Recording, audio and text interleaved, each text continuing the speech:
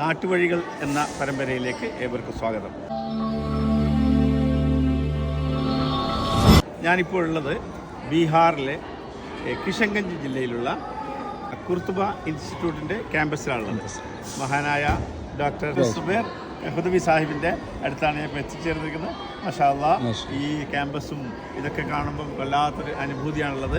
കാരണം വളരെ പിന്നോക്കം നിന്ന ഒരു ജനവിഭാഗത്തെയാണ് അദ്ദേഹം കഴിഞ്ഞ 7 വർഷം കൊണ്ട് വളരെ ഉന്നതിയിലേക്ക് എത്തിച്ചിരിക്കുന്നത്. ഒരുപാട് പ്രയാസപ്പെടുന്ന പാവപ്പെട്ട കുട്ടിമാർക്കുള്ള എല്ലാവരും ഇനി അദ്ദേഹത്തിൽ നിന്ന് തന്നെ നമുക്ക് ഇതിനെപ്പറ്റിയുള്ള വിവരണങ്ങൾ ശ്രമിക്കാം. കിഷൻഗഞ്ച് ജില്ലയിൽ കോച്ചാനാമൻ ബ്ലോക്കിൽ ബഡിജാൻ പഞ്ചായത്താണ്. ഇത് ഒരു 3 പഞ്ചായത്തിൻ്റെ ഒരു സംഗമസ്ഥലമാണ് ഈ ഏരിയ. അപ്പോൾ ഞാൻ 2011 ഇവിടെ ഒരു സ്കൂളിൻ്റെ ഇതിന് വന്നിരുന്നു. പിന്നെ 2018 ഇങ്ങനെ എവിടെയെങ്കിലുമൊക്കെ നിൽക്കണം എന്നൊരു ആഗ്രഹം ഉണ്ടായിരുന്നു. 40 വയസ്സായ അവിടെ പോയി നിൽക്കണം എന്നൊരു പ്ലാൻ പണ്ടേ ഉണ്ടായിരുന്നു. അപ്പോൾ കിഷൻഗഞ്ചിൽ വന്ന് ഇവിടുത്തെ ഒരു റബ്സാർബായി ഉണ്ടായിരുന്നു. അദ്ദേഹം മരിച്ചു. അദ്ദേഹമാണ് എന്നെ അങ്ങോട്ട് നിർബന്ധിച്ച് കൊണ്ടുവരുന്നത്. പിന്നെ ഇവിടെ നമ്മളൊരു വർഷം എന്തൊക്കെ ചെയ്യണം എന്ന് പറഞ്ഞാൽ നമ്മളൊരു പ്രയാൺ ഫൗണ്ടേഷൻ ഉണ്ട്, ഒരു കുർത്തുബ ഫൗണ്ടേഷൻ ഉണ്ട്. രണ്ടും ഇത് ചെയ്തിട്ട് പ്രയാൺ ഫൗണ്ടേഷൻ ചെയ്യുന്നത് ഇപ്പോൾ സിജിയോടൊക്കെ കൊളാബറേറ്റ് ചെയ്ത് കരിയർ എഡ്യൂക്കേഷൻ, പിന്നെ ബാക്ക് ടു സ്കൂൾ പ്രോഗ്രാം, പിന്നെ ഒരു ബ്രൈറ്റ് ഇന്ത്യ ഫൗണ്ടേഷനായിട്ട് കൊളാബറേറ്റ് ചെയ്തിട്ട് ലേണിംഗ് സെൻറ്റേഴ്സ്, ലേണേഴ്സ് ക്ലിനിക്ക്, ഇങ്ങനത്തെ കുറേ പദ്ധതികളാണ് ചെയ്യുന്നത്. പിന്നെ കുർത്തുബ ഫൗണ്ടേഷൻ ഇൻസ്റ്റിറ്റ്യൂഷൻസ് ബിൽഡ് ചെയ്യുക ചെയ്തത്. ഇൻസ്റ്റിറ്റ്യൂഷൻ ബിൽഡ് എന്ന് പറഞ്ഞാൽ ഇവിടെ എല്ലാ ഇൻസ്റ്റിറ്റ്യൂഷൻസിൻ്റെ അഭാവമുണ്ട്. നല്ലൊരു ഓർഫനേജ് ഇല്ല, നല്ല സ്കൂളില്ല, BEd കോളേജില്ല, ആർട്സ് ആൻഡ് സയൻസ് കോളേജില്ല, ഉള്ള സ്കൂളുകളിൽ പഠനമില്ല. അപ്പോൾ ഞങ്ങളിതൊക്കെ നടത്താൻ പറ്റുന്ന ഒരു ഹ്യൂമൻ റിസോഴ്സ്, ഒരു HR, ഒരു എന്താ പറയുക, നമ്മൾ പറയില്ല, ഒരു ലീഡർഷിപ്പ് ഉണ്ടാവണം എന്നുള്ള ഒരു താല്പര്യത്തിലാണ് നമ്മൾ ഏറ്റവും ടാലൻറ്റഡ് നവോദയ സ്കൂളൊക്കെ എടുക്കുന്ന പോലെ ഏറ്റവും ടാലൻറ്റഡായ കുട്ടികൾ എല്ലാ വർഷവും എടുക്കും. ഒരു 60 കുട്ടികൾ എടുക്കും. ഇപ്പോൾ ഈ വർഷമൊക്കെ നമുക്ക് 800-900 കുട്ടികൾ വന്നിരുന്നു. ഇതിലാണ് നമ്മൾ 60 കുട്ടികൾ എടുക്കുക. അപ്പോൾ അതിൽ ടാലൻറ്റഡ് ആയിട്ടുള്ള അവരെ 6th എടുക്കുക. 10-12 വയസ്സ് എൻട്രൻസ് പാസ്സാവുക. ഈ 2 മാനദണ്ഡം ഉള്ളത്. അപ്പോൾ അത് കഴിഞ്ഞ് വരുന്ന ഏത് ബാക്ക്ഗ്രൗണ്ട് എന്നുള്ളവരാണെങ്കിലും അധികം പുവർ ബാക്ക്ഗ്രൗണ്ടാണ്. ഇപ്പോൾ നമ്മൾ സ്കോളർഷിപ്പ് കൊടുത്തിട്ടാണ്.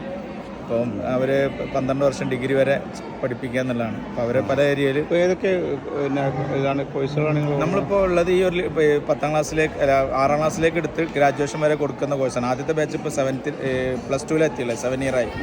അവരെ നമ്മളിപ്പോൾ എല്ലാ കുട്ടികളെയും നമുക്ക് ഓരോരുത്തർക്കും ഒരു ഇയർ പ്ലാൻ, അടുത്ത 4 ഇയർ പ്ലാൻ ഉണ്ടാക്കി അവർ വിദേശ യൂണിവേഴ്സിറ്റികളിലോ UPSC പോലത്തെ സംവിധാനം, ലീഗൽ സ്റ്റഡീസ്, ജേർണലിസം, ഇങ്ങനെ പല ഏരിയ, ഒരു ആലിം പ്ലസ് ഇങ്ങനത്തെ കോഴ്സുകൾ ചെയ്യാം. ഇങ്ങനത്തെ കുറേ social entrepreneurship, educators, trainers, motivating figures, ഇങ്ങനെ സോഷ്യൽ മീഡിയ പ്രസൻസ് ഉള്ളവർ, ഇങ്ങനെയൊക്കെ പല ഏരിയയിലേക്ക് മാറ്റി ഇവരിലൊരു കമ്മിറ്റ്മെൻറ്റൊക്കെ കൂടെ ഒരു ഇങ്ങനത്തെ കുറേ സോഷ്യൽ മൂവ്മെൻറ്റിന്, എഡ്യൂക്കേഷൻ മൂവ്മെൻറ്റിന് അവർ റെഡി ആവണം.